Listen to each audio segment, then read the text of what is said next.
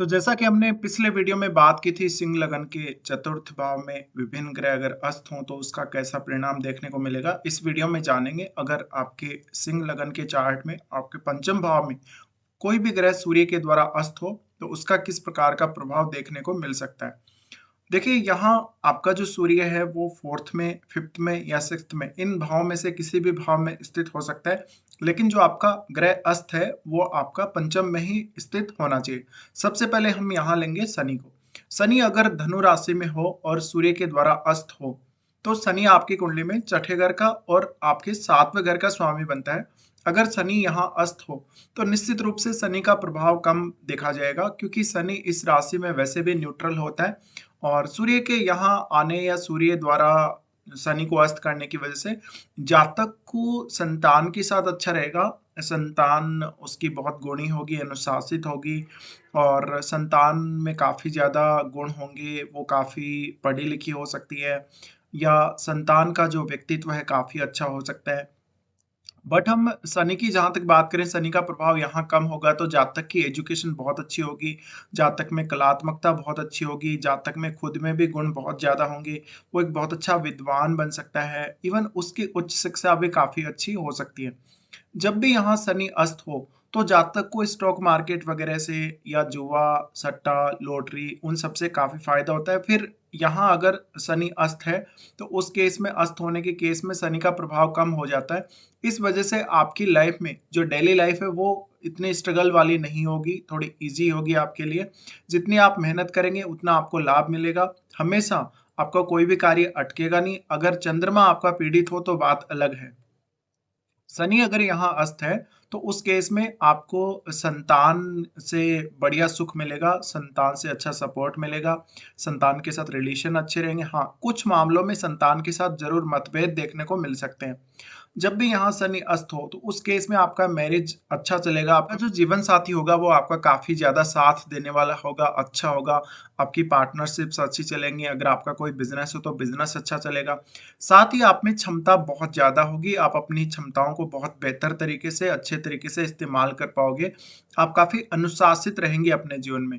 साथ ही यहाँ फिर शनि का जो एस्पेक्ट है वो पड़ता है आपके लाभ स्थान पे। लाभ स्थान पे जब एस्पेक्ट आएगा, इस केस में जातक अपने धन के प्रति काफ़ी समझदार और विवेकशील डिसीजंस लेगा। जातक हमेशा अपने निर्णयों पर कायम रहेगा, बार-बार अपने डिसीजंस को बदलेगा नहीं। जातक सही तरीके से पैसा कमाएगा और बहुत ज़्यादा स्पेकुलेशन की तरफ वो नहीं देखेगा। जब भी ऐसी स्थिति बनती है, जातक एक अच्छा बिजनेसमैन भी हो सकता है या जातक के पास एक अच्छा इनकम सोर्स हो सकता है, कोई बड़ा इनकम सोर्स हो सकता है। साथ ही हम अगर देखें तो शनि का जो प्रभाव आपके 11th हाउस पर पड़ रहा है, अस्त शनि का, उस केस में आपको हमेशा नेटवर्क में अच्छी मदद मिलेगी। हमेशा लोगों से जुड़ने में आप अच्छा फील करेंगे, लोगों का समर्थन अच्छा मिलेगा। साथ ही साथ आपकी जान पहचान काफ़ी अच्छी होगी। फिर यहाँ पर अगर हम देखें तो शनि का प्रभाव क्योंकि सेकंड हाउस पर भी पड़ेगा, इस केस में आप हमेशा अच्छे बोलने वाले होंगे, अच्छी तरीके से बिहेव करने वाले होंगे, आपकी फैमिली का स्टैंडर्ड अच्छा होगा और देखा जाए तो जातक के पास धन संपत्ति बहुत ज़्यादा हो सकती है। फिर यहाँ पर हम लेते हैं आगे चलकर बुध को। बुध अगर आपका अस्त हो तो बुध आपका अगर अस्त है, इस केस में आपको धन कमाने के बहुत सारे सोर्सेज मिल जाते हैं। बुध जब भी अस्त हो तो निश्चित रूप से जातक की एजुकेशन काफ़ी अच्छी होगी, जातक में कलात्मकता होगी, बहुत ज़्यादा उसमें गुण होंगे। जातक अपनी क्षमताओं का बहुत बेहतर उपयोग कर पाएगा। बहुत सारे मामलों में वो हर काम को 2 बार सोचकर करेगा, लगभग उसके पास हमेशा 2 ऑप्शंस अवेलेबल रहेंगे किसी भी काम को करने के लिए। तो थोड़ा-सा यहाँ कन्फ्यूजन ज़रूर नज़र आ सकता है, लेकिन जातक माइंड से बहुत स्ट्रॉन्ग होगा, उसकी मेमोरी अच्छी होगी, उसकी योग्यता बहुत ज़्यादा होगी। जहाँ तक स्टडी में अच्छा करेगा, हो सकता है कि उसने कभी-कभी डबल स्टडी किया हो किसी विषय में या उसने बहुत ज़्यादा एजुकेशन या बहुत ज़्यादा डिग्रीज़ प्राप्त करी हों, ऐसा हो सकता है। इसके अलावा जातक धन को लेकर बहुत ज़्यादा कैलकुलेटेड रहेगा, जातक की जो फाइनेंशियल प्लानिंग वो काफ़ी अच्छी होगी, जातक की संतान बहुत ही गुणी होगी, जातक का व्यक्तित्व काफ़ी ज़्यादा अच्छा होगा, अट्रैक्टिव होगा और इस केस में हमेशा जातक को मदद मिलेगी अपनी संतान से। इसके अलावा कभी भी जातक के जीवन में धन की कमी नहीं होगी। जातक में योग्यता जो होगी उसके बल पे जातक ज़्यादा से ज़्यादा धन अर्जित करेगा। इस प्रकार के जातक के पास धन संपत्ति और सब कुछ होने के आसार हैं। जब भी बुध यहाँ हो तो जातक थोड़ा मल्टीटास्किंग होगा। बुध अगर अस्त हो तो ज़्यादा ही मल्टीटास्किंग होने के चांसेस हैं। तो इस केस में हम ये भी बोल सकते हैं कि जातक एक साथ दो दो काम करेगा, या वो मॉर्निंग में कुछ और जॉब कर रहा है जबकि वो इवनिंग में कुछ और काम करेगा। तो यहाँ बुध का जो प्रभाव है काफ़ी अच्छा बनाएगा आपको। बुध का अस्त होना बहुत ज़्यादा आपके लिए अच्छा रहेगा। साथ ही आपके पास जो इनकम सोर्सेज होंगे वो भी आपके खुद की योग्यता के द्वारा डेवलप किए गए या खुद के द्वारा बनाए गए हो सकते हैं। साथ ही आपके पास धन कमाने और धन बचाने के बहुत सारे रास्ते हो सकते हैं। अब उसके बाद क्योंकि बुध का प्रभाव अपने खुद के घर पे भी पड़ेगा यहाँ पर, क्योंकि बुध का एस्पेक्ट आएगा, इस केस में जातक के पास हमेशा एक अच्छा नेटवर्क भी होगा। जातक को उसका नेटवर्क बहुत सपोर्ट करेगा, उसके दोस्त उसकी सहायता करने वाले होंगे। इसके बाद हम लेते हैं मंगल को। मंगल अगर सूर्य के द्वारा अस्त हो और पंचम भाव में हो तो इस केस में जातक संतान के मामले में बहुत ही ज्यादा लकी होगा। उच्च शिक्षा के मामले में जातक लकी होगा। हमेशा जातक विदेश यात्रा करने के बारे में सोचेगा अपने स्टडी पर्पज के लिए। इसके अलावा जातक की संतान बहुत ज्यादा अच्छी होगी। जातक को अपनी संतान से काफी मदद मिलेगी। लेकिन जातक थोड़ा उग्र ज्यादा होगा, जल्दी डिसीजन लेगा, जल्दी किसी भी स्थिति को समझ पाएगा या एनालिसिस कर पाएगा।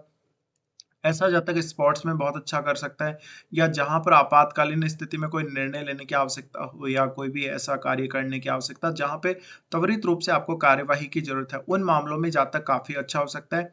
यहाँ मंगल का अस्त होना जातक को कोई भी प्रकार से ऐसी स्टडी जहाँ पे इंजीनियरिंग है या जहाँ पे बहुत ज्यादा कलात्मक क्षमता चाहिए, जहाँ पर बहुत ज्यादा योग्यता चाहिए, आप में खुद में नेचुरल रूप से जहाँ पर योग्यता चाहिए, उन मामलों में बहुत अच्छा हो सकता है। इसके अलावा जातक बहुत ज़्यादा स्पेकुलेटिव माइंड वाला होगा, बहुत तेज़ी से धन कमाने के बारे में सोचेगा, कभी-कभी वो अपने गलत निर्णयों की वज़ह से धन का नुकसान भी कर लेगा।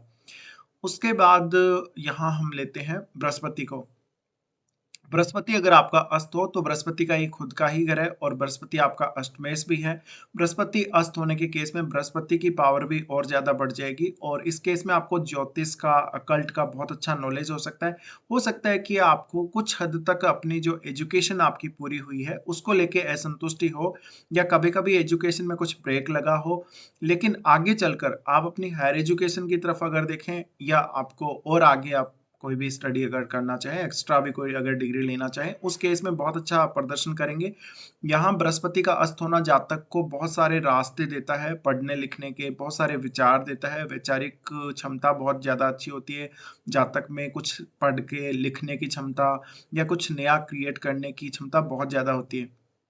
बृहस्पति अगर यहाँ पर अस्त है तो निश्चित ही जातक की संतान बहुत ज्यादा अच्छी होगी, संतान बहुत गुणी होगी। जातक को उसकी संतान बहुत ज्यादा सपोर्ट करके चलेगी और जातक कभी भी पैसे की कमी महसूस नहीं कर पाएगा। हालांकि इस केस में जातक थोड़ा उदारवादी ज्यादा बन जाता है, अपनी संतान के प्रति भी थोड़ा ज्यादा उदार बन जाता है। तो ये स्थिति कभी कभी जातक को परेशान कर सकती है। फिर बृहस्पति यहाँ से क्योंकि लगन को भी देखेंगे और आपके लाभ स्थान को भी, और आपका जो नवम भाव है यहाँ भी बृहस्पति की दृष्टि पड़ेगी। इस केस में इन तीनों भावों के ही काफी अच्छे आपको रिजल्ट देखने को मिलेंगे। और मुख्य रूप से लगन को बृहस्पति देख रहे हैं तो बहुत ज्यादा योग्य व्यक्ति के रूप में आप फेमस हो सकते हो। आप कोई बहुत बड़े विद्वान हो सकते हो, बहुत बड़े कोई अकल्ट के ज्ञाता या ज्योतिषी हो सकते हो। बृहस्पति का यहाँ होना संतान को बहुत गुणी बनाएगा। बृहस्पति अगर अस्त है तो निश्चित रूप से आपको काफी सारे अन्य गुण भी देगा।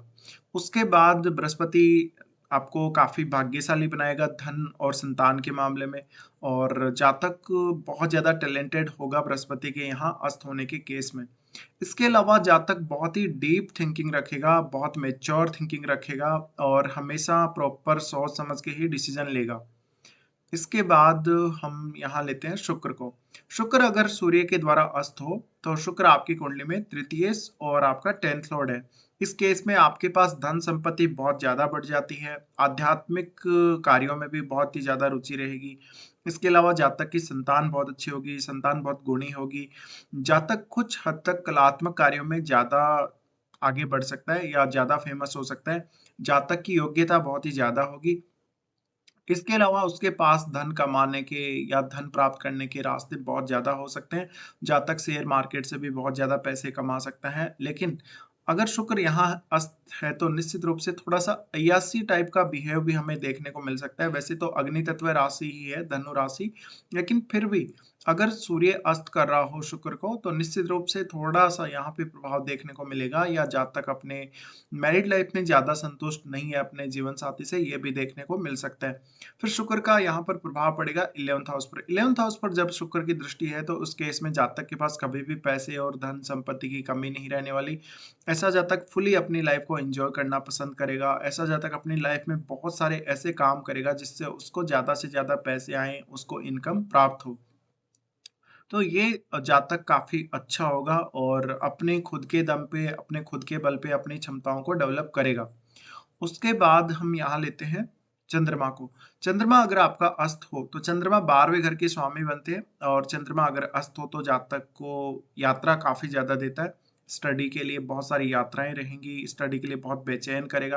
पर जितना ज़्यादा अब चंद्रमा क्लोज़ होगा सूर्य के, और जितना ज़्यादा वो अस्त होगा, जितना स्ट्रांगली अस्त होगा, उतने ही ज़्यादा जातक को स्ट्रांग बनाएगा, आत्मिक बल देगा और समझदारी बहुत ज़्यादा देगा जातक में। कुछ हद तक जातक ज़्यादा स्पेकुलेटिव हो सकता है।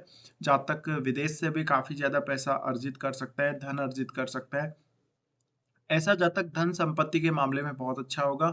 इसके अलावा जब भी चंद्रमा पंचम में अस्त हो तो निश्चित ही जातक की कलात्मक क्षमता बहुत ज़्यादा बढ़ जाती है, जातक की इमेजिनेशन बहुत ज़्यादा बढ़ जाती है।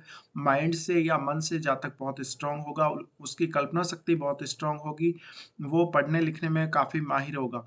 तो क्योंकि अब सूर्य खुद भी यहाँ पंचम के स्वामी कालपुरुष के हिसाब से, तो उस केस में जातक में कलात्मक क्षमता ज़्यादा ही होगी, और अपनी कलात्मक क्षमता की वजह से जातक बहुत सारे कार्य कर पाएगा, मल्टी टैलेंटेड होगा, और जातक के पास इनकम के बहुत सारे सोर्सेज हो सकते हैं।